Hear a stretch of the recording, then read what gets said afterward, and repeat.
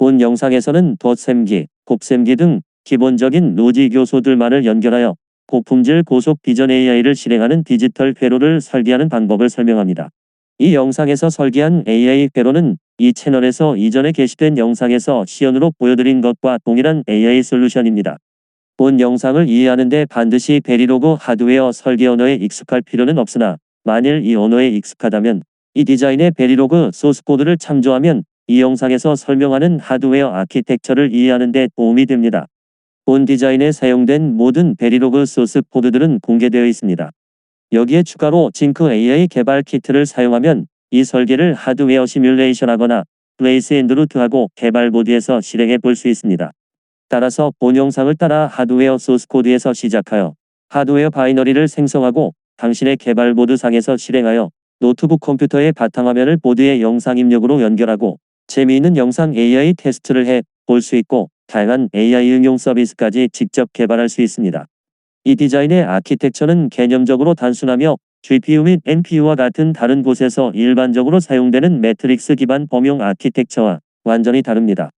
이것은 딥러닝 계산에 전념하는 특수 목적 아키텍처로 적은 양의 리소스를 사용하더라도 고속 계산과 높은 정확도를 달성합니다.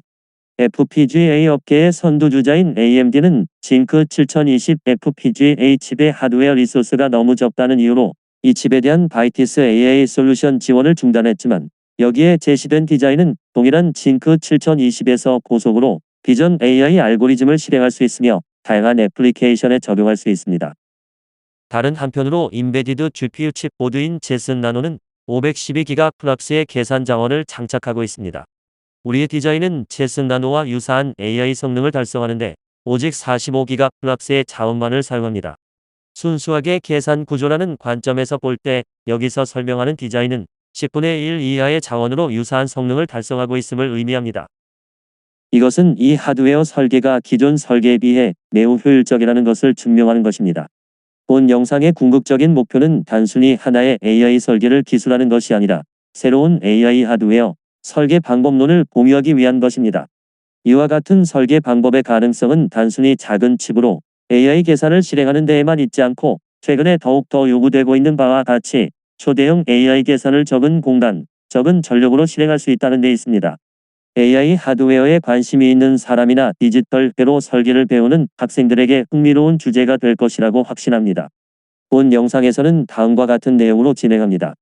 먼저 시스템의 입출력 인터페이스에 대해 설명드리고 AI 하드웨어의 기술적인 배경이 되는 콘볼루션 신경망에 대해 기술한 후 AI 하드웨어에서 효율이란 무슨 의미인지를 살펴봅니다.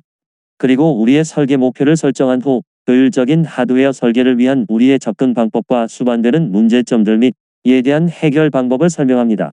그리고 본론으로서 설계된 시스템의 구성 요소를 설명하고 작동 방법, 그리고 효율 목표 대비 얼마나 효율적인지를 측정합니다. 마지막으로 소스코드의 구성에 대해 설명합니다. 다소 기술적으로 무거운 주제일 수 있겠습니다만 일단 한번 대충 훑어보시고 관심 있으시면 천천히 살펴주시고 이해가 되지 않는 부분이 있으면 댓글창에 남겨주시면 성심껏 설명드리겠습니다.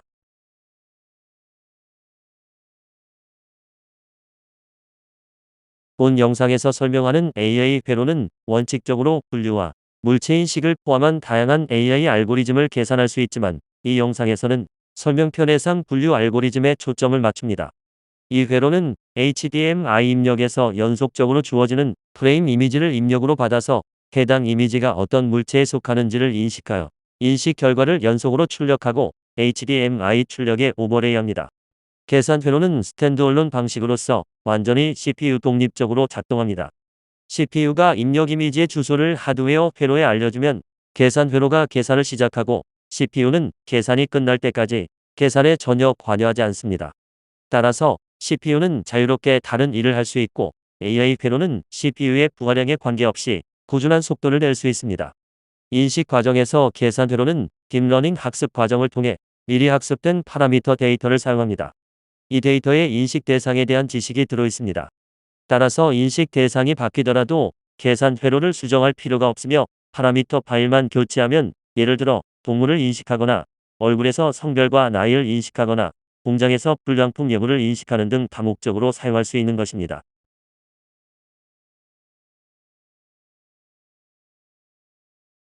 대부분의 AI 알고리즘은 콘볼루션 신경망을 기본 뼈대로 사용합니다. 콘볼루션 신경망은 입력 이미지에 대해 콘볼루션 계산을 하여 여러 개의 출력 이미지를 만들고 이 출력 이미지를 다시 입력으로 사용하여 그 다음 출력 이미지로 만드는 과정을 반복하여 마지막에 결과값을 도출합니다. 이 과정에서 생성된 내부 이미지들은 특징 맵이라고도 합니다. 이 과정에서 입력 특징 맵에 대하여 출력 특징 맵을 계산하는 한 번의 단계를 콘볼루션 계층이라고 합니다. 일반적으로 하나의 콘볼루션 계층은 다음과 같은 계산을 수행합니다. 이 식은 복잡해 보이지만 이 식에서 중요한 점은 대부분의 계산이 특징 맵과 파라미터 데이터의 요소들을 곱하는 것과 그 결과값을 더하는 덧셈 계산인 것을 알 수 있습니다. 간단한 곱셈과 덧셈이 이 콘볼루션 계산의 근간을 이루고 있는 것입니다. 앞서 설명한 콘볼루션 식은 다음과 같은 데이터 플로그래프로 도시하여 시각화할 수 있습니다. 각 입력 이미지에서 K/K 면적의 리셉티브 필드에 있는 모든 데이터 요소 각각은 곱셈 노드의 입력이 되며 그 곱셈 노드들의 다른 입력은 K/K 각 포인트에 고유한 웨이트 값이 제공됩니다. 모든 곱셈 노드의 결과를 합산 노드에서 합산하고 모든 입력 이미지에서 동일한 방식으로 계산된 합산 결과를 모두 합산 노드로 합산하여 단일값을 도출합니다. 이 값은 간단한 활성함수 노드를 거친 후 출력 이미지의 한 값이 됩니다. 이 과정을 리셉티브 필드가 이미지의 모든 부분을 스캔하도록 반복하며 그동안 웨이트 값은 불변 상태로 고정되고 출력 이미지의 모든 값들이 계산됩니다. 이 그림은 편의상 간단하게 도시한 것이지만 실제 구조는 이보다 훨씬 큰 규모입니다. 우리의 분류 알고리즘의 경우 총 53개 콘볼루션 계층 각각에서 계산하여 하는 입력과 출력 특징 맵의 수와 필요한 곱셈의 수는 각각 이 표에서 보는 바와 같습니다. 예를 들어 분류 신경망의 34번째 계층은 입력 특징 맵의 수가 136개, 출력 특징 맵의 수가 816개에 이르고 총 곱셈과 덧셈의 수는 2200만 번에 이르는 방대한 규모의 계산량입니다. 분류 알고리즘 전체를 위해서는 대략 5억 8천만 번의 곱셈과 동일한 수의 덧셈을 필요로 합니다. 그러면 어떻게 이와 같이 방대한 계산을 징크-7020 FPGA와 같이 제한된 자원을 사용해서 고속으로 실행하는 디지털 회로를 설계할 수 있을까요? 그러기 위해서는 회로의 계산 효율을 극대화해서 적은 자원을 사용하면서도 많은 양의 계산을 할 수 있게 해야 합니다. 계산 회로의 효율에서 핵심적인 요소를 파악하기 위해 극단적으로 효율적이고 구현이 불가능한 이상적인 AI 계산 회로를 한번 상상을 해봅시다. 대부분의 AI 알고리즘은 반드시 정해진 양의 곱셈 계산을 해야 합니다. 예를 들어 우리가 실행하려고 하는 분류 알고리즘은 5억 8천만 번의 곱셈이 필요하고 우리의 물체 감지 알고리즘은 12억 3천만 번의 곱셈을 필요로 합니다. 이는 알고리즘의 고유한 속성이며 각 알고리즘을 발표한 논문에 명기되어 있습니다. 곱셈들과 함께 동일한 수의 덧셈들도 필요하지만 덧셈 계산에는 곱셈기에 비해 자원이 거의 소요되지 않으므로 편의상 무시하더라도 전체의 요지를 흐리지는 않을 것입니다. 효율은 투입 자원 대비 성능이므로 최대한 효율을 높이기 위해서는 투자된 자원을 줄여야 합니다. 그러나 회로에서 곱셈기를 제거할 수는 없습니다. 왜냐하면 곱셈기들이 주어진 수의 곱셈을 수행하기 전에는 절대로 AI 알고리즘이 결과를 만들 수 없기 때문입니다. 따라서 이상적인 AI 회로는 오로지 곱셈기로만 구성되고 모든 곱셈기가 전 계산 주기 동안 쉬지 않고 결과를 생산하는 회로입니다.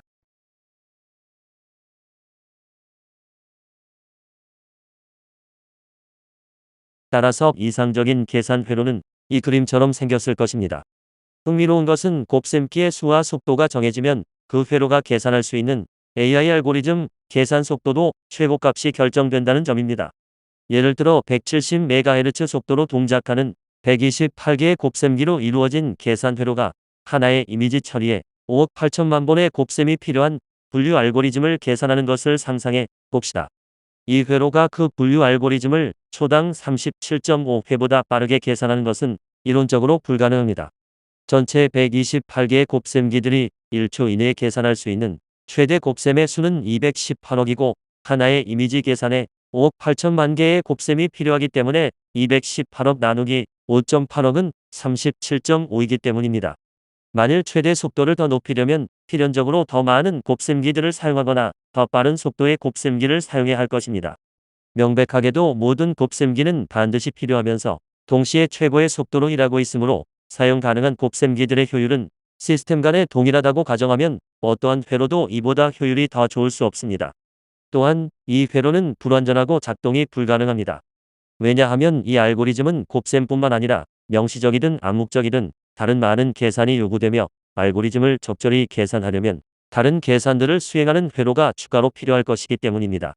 더구나 이 회로는 곱셈기들에게 데이터를 전송하는 회로조차 가지고 있지 않습니다. 현실에서는 모든 곱셈기들을 완전히 활용하기 어려울 뿐 아니라 곱셈기 이외의 부속을 위해 상당한 양의 자원을 사용해야 합니다. 이 이상적인 회로는 구현이 불가능한 것이기는 해도 우리가 최대한 이 회로에 근접하게 설계한다면 높은 계산 효율을 달성할 수 있을 것입니다. 이와 같은 이유로 우리는 곱셈기들 이외의 용도에 소요되는 자원을 최소화하고 곱셈기들의 활용률을 극대화하는 방향으로 우리의 설계 목표를 설정하였습니다. 첫 번째 목표를 달성하려면 곱셈기에 추가되는 회로를 최소화해야 합니다. 무언가 기술적으로 멋진 일을 추가로 하기 위해 추가로 자원이 투입되어야 한다면 그만큼 효율이 저하될 것입니다. 두 번째 목표를 달성하기 위해서는 곱셈기들이 쉬지 않고 일하게 하는데 특정 순간에만이 아니라 모든 계산 주기 동안 지속적으로 일하게 해야 합니다. 중간에 메모리 내에서 데이터를 이동하거나 데이터 동기화 등 어떤 부가적인 작업을 위해 부득이하게 곱셈기들이 멈추어야 한다면 그만큼 효율이 더 떨어지게 될 것입니다.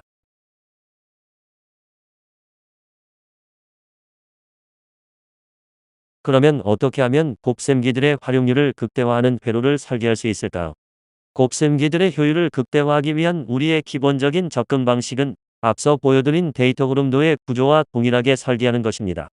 각각의 곱셈 노드는 곱셈기로 변환하고 각 합산 노드는 덧셈기의 트리로 변환한 후 전체 회로가 시스템 클록으로 동기화되는 하나의 파이프라인 회로로 설계합니다. 만일 이 회로에 입력 데이터를 연속적으로 제공할 수 있다면 모든 산술 연산자들에게 계산에 필요한 입력 데이터가 연속적으로 제공되므로 회로의 모든 산술 연산자들이 끊임없이 계산을 수행하도록 할 수 있습니다. 이 방법은 하드웨어 구조를 알고리즘의 구조와 무관하게 설계하고 알고리즘을 하드웨어 아키텍처에 맞추어 변환시켜서 계산하는 기존의 범용 계산 아키텍처들과 대비됩니다. 이들 아키텍처들에서는 주로 하드웨어의 구조와 알고리즘, 구조의 차이에서 비효율이 비롯됩니다. 그러나 하드웨어 아키텍처를 처음부터 알고리즘의 구조에 맞추어서 설계하면 별다른 매핑 과정이 필요 없이도 완벽하게 두 구조를 일치시킴으로써 유휴 계산 자원을 없애고 효율을 극대화할 수 있는 것입니다. 이것은 공장에서 생산 라인을 작업 흐름도와 동일하게 연결하고 하루 종일 재료를 공급함으로써 모든 작업자와 기계들이 쉬지 않고 일하게 하는 것과 같은 방법입니다. 그러나 이 접근 방법은 몇 가지 해결해야 할 문제가 수반됩니다. 첫 번째는 앞서 언급한 바와 같이 데이터 흐름도는 방대한 규모이면서 콘볼루션 계층마다 크기가 달라지기 때문에 데이터 흐름도를 통째로 하나의 하드웨어 회로로 변환하는 것은 불가능하다는 점입니다. 따라서 하나의 고정된 하드웨어로 방대하고 가변적인 계산 요구량을 처리할 수 있는 스케일러빌리티 능력의 확보가 필요합니다. 두 번째 문제는 K가 1보다 큰 경우, 즉 3x3이나 5x5 콘볼루션의 경우 발생합니다. 이때에는 매 클록 주기마다 특징 맵에서 K/K개의 데이터를 동시에 읽어야 하는데 데이터의 위치가 입력 이미지의 평면 공간 내에서 흩어져서 간단히 여러 개의 메모리에 분산하여 동시에 읽기가 매우 어렵다는 점입니다. K/K개의 데이터를 클록 주기마다 동시에 읽어야 하므로 이들을 각기 다른 메모리에 저장하여 동시에 읽는 방법을 생각해 볼 수 있으나 특정 특징 맵의 데이터 항목은 클록 주기마다 리셉티브 필드 내 위치가 이동하기 때문에 하나의 메모리에 고정시킬 수 없습니다. 이를 해결하기 위해서는 초고속 메모리들을 사용하거나 데이터의 사본을 여러 메모리에 중복해서 저장하여야 할 수 있는데 고비용이나 비효율이 초래되어 사용하기 어렵습니다. 또한 부득이하게 여러 개의 리셉티브 필드를 동시에 읽어야 하는 경우에는 메모리에서 클록 주기마다 동시에 읽어야 하는 데이터의 양이 급증하여 제한된 메모리 데이터 레이트로는 처리가 불가능한 경우가 발생할 수 있습니다. 세 번째는 콘볼루션 계층이 전환될 때에도 곱셈기의 입력은 끊김이 없이 제공되어야 하는데 그러려면 한 콘볼루션 계층의 계산 결과는 다음 계층에서 즉시 입력 데이터로 사용될 수 있어야 합니다. 만일 중간에 추가적인 메모리 오퍼레이션이 필요하다면 그동안은 곱셈기들의 데이터를 공급할 수 없어서 곱셈 회로가 일시적으로 계산을 중단하여야 하고 그만큼 시스템 전체의 효율을 저하시키는 결과를 낳을 것이기 때문입니다. 네 번째는 계산 회로는 하드웨어 회로로 고정되어 있지만 동일한 회로로 여러 종류의 알고리즘을 실행할 수 있어야 하며 각각의 알고리즘은 많은 수의 콘볼루션 계층으로 구성되어 있고 각각의 콘볼루션 계층은 다른 계산 특징을 가지고 있는데 예를 들면 입출력 특징 맵들의 크기, K값, 스트라이드와 활성화 함수, 글로벌 에버리지 플린 등이 그것입니다.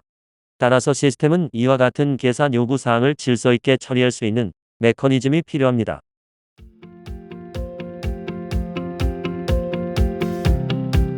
첫 번째 문제에 대한 우리의 해결 방법은 다음과 같습니다.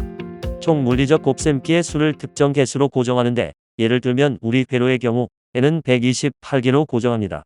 각 콘볼루션 계층에서 필요한 총 곱셈의 양을 n개 크기의 블록들로 나누고 블록 단위로 계산한 후 그 결과들을 덧셈기 트리의 끝에 누산기에서 순차적으로 합산합니다.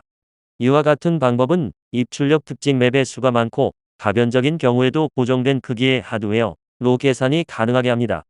두 번째 문제를 해결하기 위하여 우리는 리셉터 유닛이라는 특수 회로를 이용합니다. 리셉터 유닛은 필요한 메모리 접근율을 K제곱분의 1로 줄여줌으로써 적은 메모리 액세스로도 계산 회로의 많은 양의 입력 데이터를 지속적으로 제공할 수 있게 합니다. 리셉터 유닛의 회로는 시프트 레지스터의 배열로 구현되며 클록 주기마다 하나씩 입력되는 데이터를 배열을 통해 그러게 하여 특징 맵의 K/K 크기의 뷰를 형성하여 매 클록 주기마다 K/K개의 출력을 동시에 출력할 수 있게 해줍니다.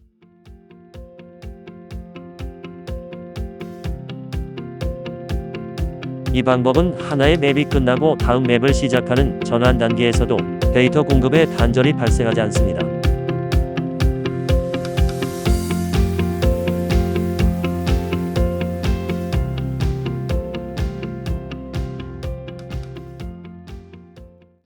세 번째 문제는 네트워크 유닛이라는 특수 메모리 회로를 사용하여 해결합니다.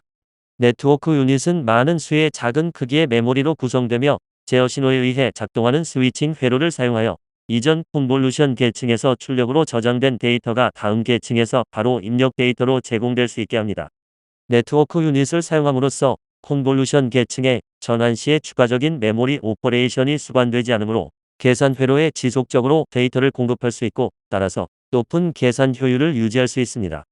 네 번째 문제에 대한 해결 방법은 모든 계산 회로가 제어 신호에 따라 회로의 모양을 바꿀 수 있도록 설계하고 매 콘볼루션 계층이 시작될 때 이에 맞는 제어 신호를 제공함으로써 하나의 회로로 다양한 알고리즘을 계산할 수 있도록 하는 것입니다. 이 제어 신호 안에는 반복 루프의 길이, 메모리 읽기 시작 주소, 쓰기 시작 주소, K값 등 회로를 각 콘볼루션 계층의 계산 특징에 맞게 작동시키기 위해 필요한 모든 제어 신호가 포함됩니다. 계산 회로의 모든 유닛의 모든 디테일을 제어하는 제어 신호는 콘볼루션 계층별로 정의되며 전체 제어 데이터를 스테이지 오퍼레이션 테이블 또는 SOT라고 합니다. 이 테이블은 콘볼루션 알고리즘의 구조를 정의하며 이 테이블의 내용을 변경하면 하나의 동일한 하드웨어 회로로 여러 개의 다른 콘볼루션 알고리즘을 계산할 수 있습니다. 이 SOT 테이블은 프로그램 가능할 뿐 아니라 파라미터 파일에 함께 포함되어 계산 직전에 하드웨어에 로딩됩니다. 따라서 계산 가능한 콘볼루션 알고리즘 종류의 수에 제약이 없으며 파라미터 파일의 내용에 따라 다양한 알고리즘을 계산할 수 있는 범용 아키텍처를 제공합니다. 이제 이와 같은 기술적 배경을 바탕으로 우리 설계의 구성에 대해 공백에서 유닛 단위로 하나씩 추가하면서 설명드리겠습니다. 먼저 SNU라고도 하는 시냅스 유닛은 128개의 16비트 부동 소수점 곱셈기로 구성된 유닛입니다. 곱셈기 각각의 두 입력과 하나의 출력이 유닛의 입력들과 출력들이 됩니다. 시냅스 유닛은 매우 단순한 구조이지만 곱셈기 각각의 구현의 다른 부속보다 훨씬 많은 자원이 소요되기 때문에 전체 시스템에서 차지하는 자원의 양이 가장 많은 유닛입니다. 곱셈기들은 회로 내에서 건축물의 기둥처럼 굳건히 고정되어 있고 시스템의 다른 모든 로직은 이 곱셈기들이 유휴 클록 주기 없이 최대한 지속적으로 일할 수 있도록 환경을 구축하기 위해 작동합니다. 두 번째 유닛은 덴드라이트 유닛 또는 DU입니다. DU는 시냅스 유닛의 출력을 합산하는 역할을 합니다. 이 유닛은 여러 개의 덧셈기 트리와 같은 수의 DU 팁으로 구성됩니다. DU 팁은 덧셈기 트리의 끝에 연결되며 합산 결과를 저장하고 시간차를 두고 누산하는 기능을 합니다. 사용하는 덧셈기 트리의 입력의 수는 콘볼루션 계층의 유형에 따라 달라지는 제어 신호를 통해 제어됩니다. 세 번째는 소마 유닛, 즉 SU입니다. 소마 유닛은 DU와 연결되며 바이어스 계산, 활성화 함수 등 간단한 함수들을 수행합니다. 특별히 제어 신호에 따라 글로벌 에버리지 풀링을 계산하는 기능을 수행할 수 있습니다. 네 번째 유닛인 네트워크 유닛, 즉 NU는 계산 회로의 특징 맵 데이터를 제공하고 동시에 계산된 특징 맵을 저장하는 기능을 수행합니다. 총 32개의 작은 블록 메모리들로 구성되며 매 클록 주기당 동시에 최대 16개의 데이터를 출력하고 최대 8개까지의 데이터를 저장합니다. 징크 7020 FPGA 칩에서 블록 메모리들의 총 용량은 560KB에 불과하여 각 콘볼루션 계층을 계산할 때 읽고 써야 하는 특징 맵의 크기보다 훨씬 적으므로 특징 맵의 모든 부분을 한꺼번에 저장하지 못하고 주기적으로 대용량 DDR 메모리에서 부분 특징 맵 데이터를 읽거나 저장합니다. 다섯 번째 유닛인 리셉터 유닛은 K가 1보다 큰 경우에 사용되며 NU에서 클록 주기 당 하나씩의 데이터를 읽어서 K/K개의 데이터를 출력하는 역할을 합니다. 이 유닛에는 총 4개의 리셉터 회로가 있으며 예를 들어 3x3 콘볼루션을 계산하는 경우 매 클록 주기마다 최대 36개의 데이터를 생산할 수 있습니다. 1x1 콘볼루션 계층의 경우에는 리셉터 유닛은 사용되지 않으며 NU에서 클록 주기당 16개의 데이터가 루에서 8카피로 복사되어 128개의 데이터가 SNU로 공급됩니다. 소프트맥스 파트는 분류 알고리즘의 마지막 단계에서 진행되는 소프트맥스 계산을 수행합니다.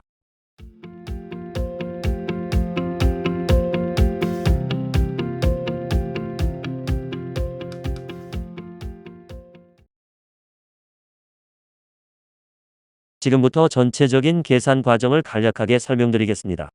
딥러닝 계산 회로 외곽에서는 HDMI 회로가 모든 HDMI 영상 프레임을 딥러닝 입력 크기인 224x224 크기로 리사이즈하여 DDR 메모리에 저장합니다.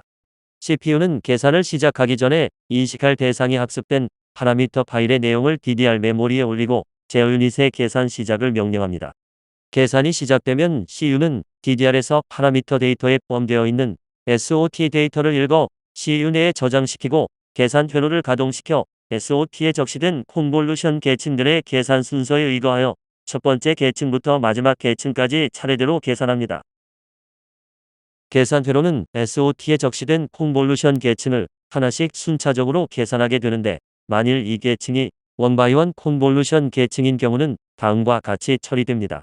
1x1 콘볼루션 계층을 계산할 때 계산 회로는 NU에서 16개의 입력 특징 맵 데이터를 동시에 읽어 8개의 출력 특징 맵 데이터를 계산한 후 NU에 동시에 저장합니다.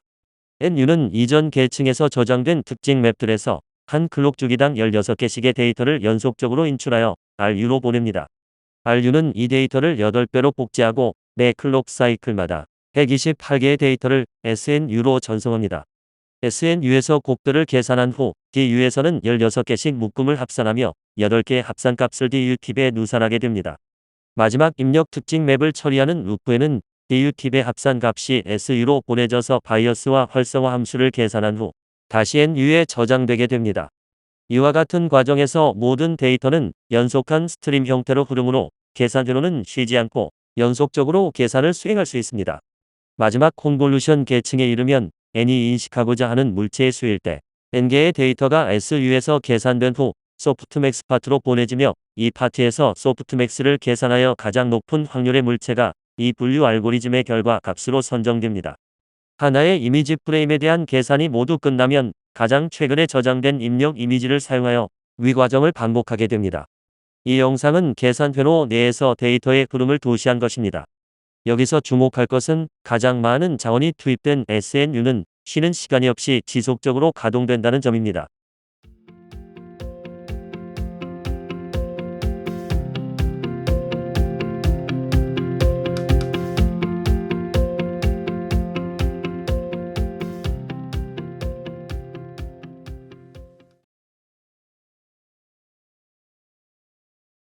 그러면 본 회로의 곱셈기의 활용률을 측정해 보겠습니다. 먼저 전체 계산에 몇 개의 클록 주기가 소요되었는지를 측정해야 합니다. 이 채널의 다른 시연 영상에서 설명한 바와 같이 징크 모드로 분류 알고리즘을 실행할 때 보드상의 오른쪽 슬라이드 스위치를 켜고 직렬 포트에 접속하면 다음과 같은 리포트를 출력합니다.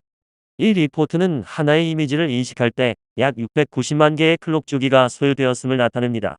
이 시간 동안 128개의 모든 곱셈기가 최대로 계산할 수 있는 곱셈량은 690만 곱하기 128인 8억 7,900만입니다.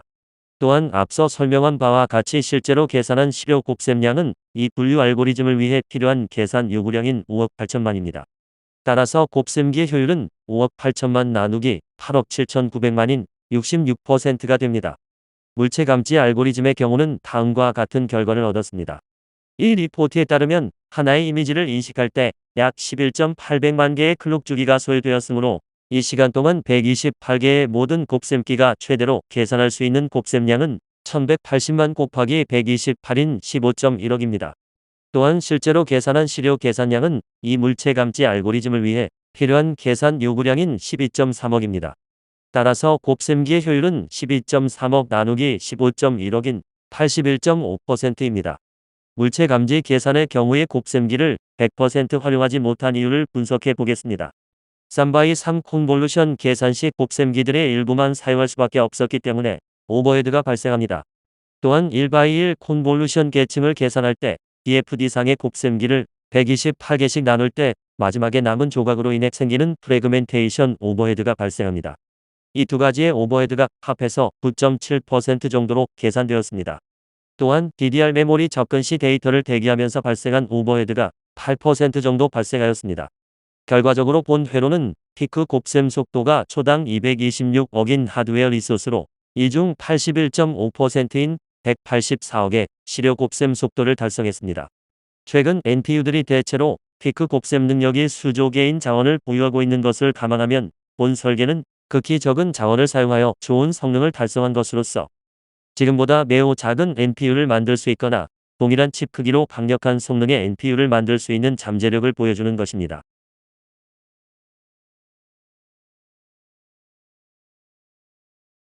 이 디자인은 대부분 시스템 베리로그 언어로 작성되었고 회로의 각 유닛에 대응되는 소스코드는 다음 표에서 보는 바와 같습니다. 이 채널의 다음 영상에서는 베리로그 소스코드를 비바도 소프트웨어로 플레이스 앤드 루트하고 패키징하여 징크 FPGA 보드에서 AI 알고리즘을 실행하고 고속으로 HDMI 영상을 인식하는 과정을 설명드리겠습니다.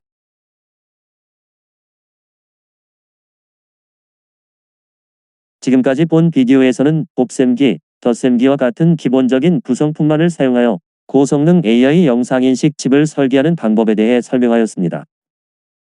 이 설계는 계산식의 구조를 회로 설계에 그대로 반영하는 뉴런 머신이라고 하는 설계 아키텍처를 적용하여 높은 계산 효율을 달성할 수 있었습니다. 이 아키텍처는 특히 매트릭스 계산식에서 벗어나서 기존의 시스톨릭 어레이 기반 설계로 효율적으로 계산할 수 없는 알고리즘의 경우에도 효과적으로 적용될 수 있습니다. 본 영상의 내용을 완전히 이해하신다면 순수한 계산 아키텍처의 관점에서 볼 때 이 시스템의 효율은 더 이상 좋아지기 어려운 최적의 효율에 근접하고 있음에 공감하실 것입니다. 여기서 개발된 시스템의 바이너리는 이 채널에서 이미 공개해 드린 바 있고 가지고 계신 FPGA 보드가 있으면 즉석에서 실행해 볼 수 있습니다. 또한 GitHub에 공개한 하드웨어 소스 코드를 통해 본 영상에서 설명한 내용을 분석해 보실 수 있습니다.